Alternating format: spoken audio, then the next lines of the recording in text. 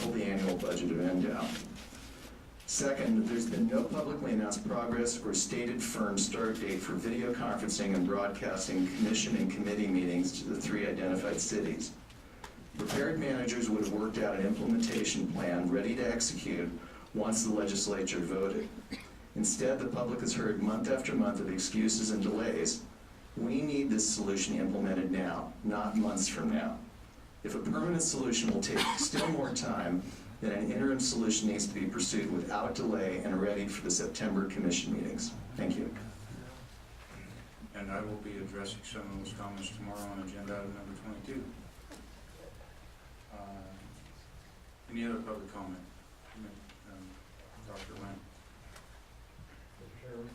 Chairman, members of the commission, you have on your agenda 6 minutes if you represent a group, but I don't think I'll take that long. Okay. I would like to make some comments on some of your decisions. I heard from this commission you're going to follow what the CAB wanted. We had the Washoe County CAB saying they want a 1-year extension of Project 18, and you vote against it because statewide we had a 3% deer loss, and in that area we had a 76% deer increase. Something's going on in that area, and it'd be good to go another year. And if the deer herd doubled, then maybe we might go another year. But you guys, and hypocritically, Commissioner McNinch was talking about soft money for Project 18. Well, when you were at the meeting down at the Washoe County Commission office, we were talking about Project 25. It was funded $100,000, and and I think Acting Director George Sugimoto said they haven't used all that money yet, but morally we should be obligated to give it to them. That was soft money too. They hadn't spent $50,000 of it. You went ahead and gave them the whole $100,000, and here you said it's soft money for Project 25, but it was soft money for Project 25 too, and it's soft money for Project 18 today. And so you just did exactly the opposite with Project 18 than what you did with Project 25, if you recall, because that was soft money too. It had not all been spent. But the other thing is, you need goals. And where on this plan does it say you have any goals in the new predator plan? And that's because wildlife service didn't have any input in it. And all it says is here's what we killed and here's what we spent. There's no discussion about the benefits or even discussion on possible benefits. And I want to refer you to an Idaho plan, Idaho Department of Fish and Game Mule Deer Initiative Action Plan, the MDI, and I just got a couple parts here to read. It's real interesting how they do things, and it says action items. They have specific actions are developed to provide direction to department staff to achieve goals defined in the short and long-term objectives of both the MDI and the state mule deer plan. They got objectives in it. There is no objectives in this one here, in the predator plan. It says each action includes a short description of the action, justification, objectives, and methods to consider achieving annual work goals and primary department section responsibility to complete those. There's a responsibility assigned to everybody in their plan. And then they go on and they got goals. The mule deer plan was developed to provide management direction and performance targets and identify strategies to achieve mule deer management goals.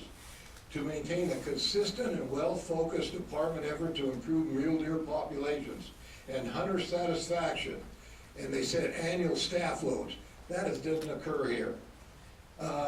Another section of this, predator management. If mule deer population experiences one or more severe winters or droughts and their numbers are low, the population may be more susceptible to negative impacts of predators until their population numbers increase. Predator management can benefit mule deer populations when mule deer populations are well below carrying capacity, predation can be identified as a limiting factor, management efforts to reduce predator populations are enough to yield results. That doesn't occur at NDOW. There's nobody in NDOW that ever said there's a predator problem in an area. We've done a predator study and we say the predator, this is the predator problem. And here's what we got. when you guys weren't commissioners, mule deer management in Nevada. This is harvest management strategies, and this is not a plan. And all this is, basically, it's a revenue-based management. That's all it is. But you really ought to get stuff like other states and what they're doing on management of mule deer, and they got goals and everything, and that goes for mule deer and predators. There is no goals in this predator, so how can you know when to start a predator plan, and how do you know when to end a predator plan if there's no goals? And you know why? Because we were told if we have goals, then we'll have to live up to them. Anyway, thank you. Thank you. Any other public comment? Mr. Dixon? And Mr. Molden? For the record, Paul Dixon, Clark County, speaking on behalf of myself.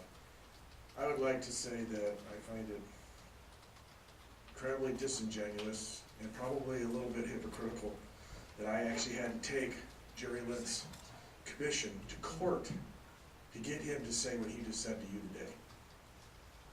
And maybe he's got religion since I took him to court, and he was doing things with heritage projects, but they never had anything that he talked about when he was doing his predator management and using heritage funds.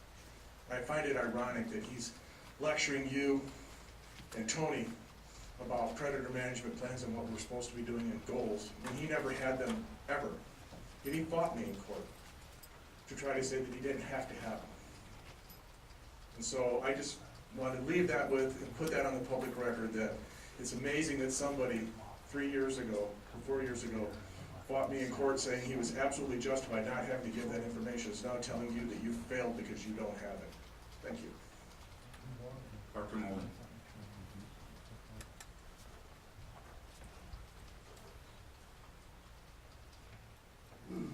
Mr. Chairman, Dr. Lentz referred to Idaho as a place where certain interesting things are happening, and I would second that in that one of the Idaho researchers, a guy named Hurley, published an article maybe 3 years ago which summarized the result of a several-year predator killing project to benefit mule deer in Idaho.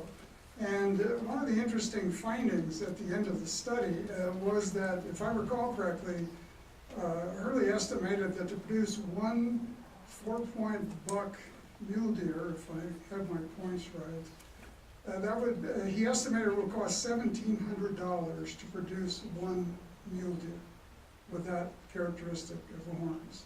So if you wanted 100 mule deer of that nature, you could simply multiply 100 times $1,700 per deer and get some idea what kind of cost you're talking about to generate deer by killing coyotes and mountain lions.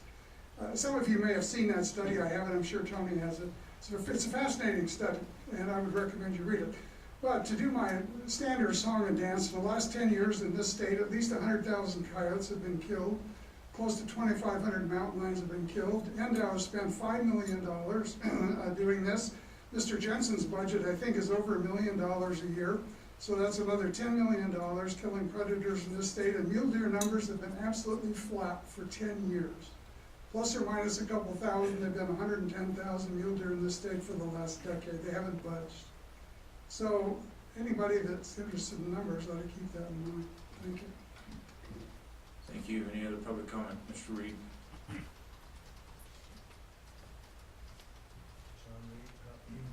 John Reed, member of the general public.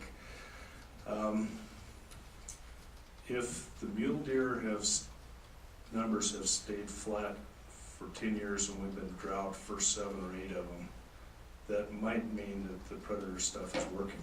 Something's working to hold them steady with the kind of desolate conditions we've had lately. Thanks. Thank you. Any other public comment? Seeing none, that's the end of today's agenda. We'll see you guys first thing in the morning.